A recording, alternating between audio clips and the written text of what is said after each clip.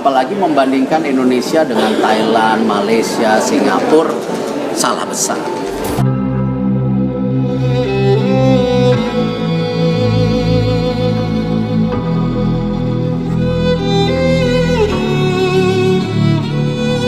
Shin Tae-yong, dengan beberapa kemajuan signifikan yang ia berikan pada timnas Indonesia, layak disebut sebagai salah satu pelatih timnas terbaik.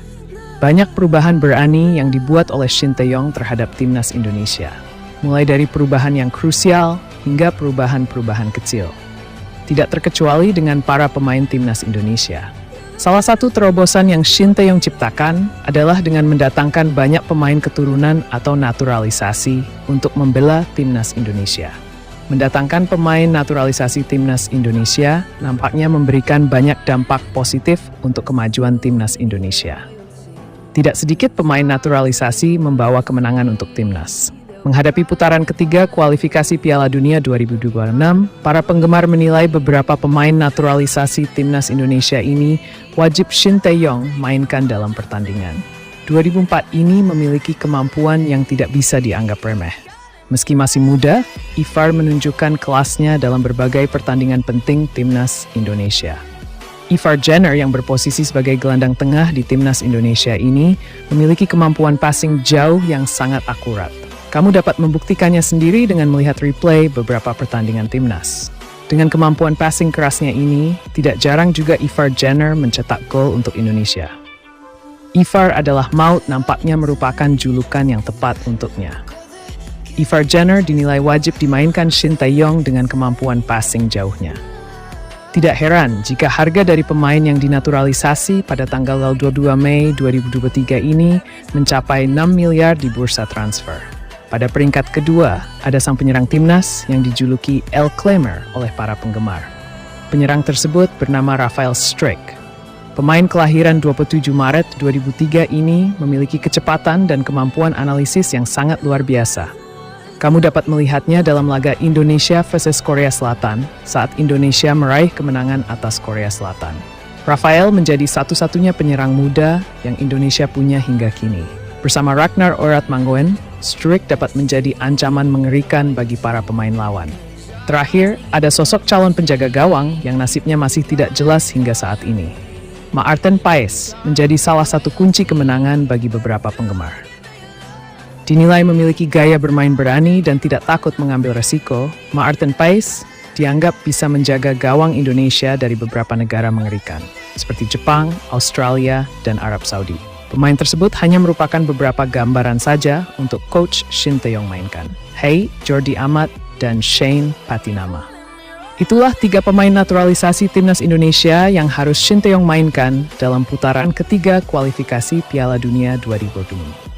Menurutmu siapa yang harus Shin Tae-yong mainkan dalam babak krusial ini? Pemain 27 tahun tersebut baru mengantongi debut pada 11 Juni 2024, kala timnas Indonesia menantang Filipina.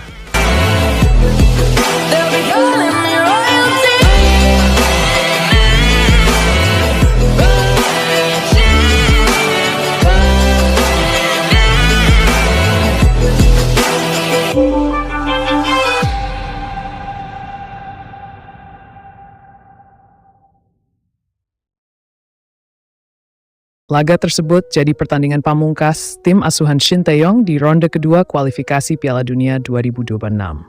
Calvin Verdong tampil 67 menit pada laga tersebut dan mengantar timnas Indonesia lolos ke ronde ketiga usai menang 2-0 atas Filipina. Kini, timnas Indonesia bakal menatap lawan berat di ronde ketiga. Timnas Indonesia bakal berjumpa Jepang, Australia, Arab Saudi, Bahrain, dan China. Timnas Indonesia bakal melakoni 2 laga perdana pada 5 September 2024 di markas Arab Saudi. 5 hari kemudian, Calvin Verdong dan kolega bakal menjamu Australia di Stadion Gelora Bung Tomo, Surabaya, Jawa Timur. Pasalnya, Calvin Verdong bakal bertemu rekan setimnya di NEC Nijmegen saat ini, yaitu Koki Ogawa. Koki Ogawa saat ini jadi andalan utama timnas Jepang di bawah asuhan Hajime Moriyasu. Calvin Verdong pun angkat bicara soal peluang timnas Indonesia di ronde ketiga. Menurutnya, timnas Indonesia bakal menemui rintangan sulit di ronde ketiga. Pasalnya, mereka bakal melalui lawan-lawan yang sulit di babak berikutnya. Grup yang sangat bagus, tapi sangat sulit bagi kami, ujar Calvin Verdong. Ada banyak negara bagus di dalamnya, ujarnya. Meski sulit, Verdonk sudah tidak sabar melalui pertandingan di ronde ketiga bersama timnas Indonesia. Dirinya tak sabar untuk mengunjungi petualangan berbeda bersama timnas Indonesia. Dua laga perdana timnas Indonesia lawan Australia dan Arab Saudi bakal jadi pengalaman bagus buat dirinya. Ini adalah pertandingan yang menyenangkan untuk dimainkan, ujar Verdonk. Dan Anda bisa melihat tempat-tempat yang tidak akan pernah Anda kunjungi. Saya pikir pertandingan pertama adalah melawan Arab Saudi. Setelah itu kami akan melawan Australia di kandang.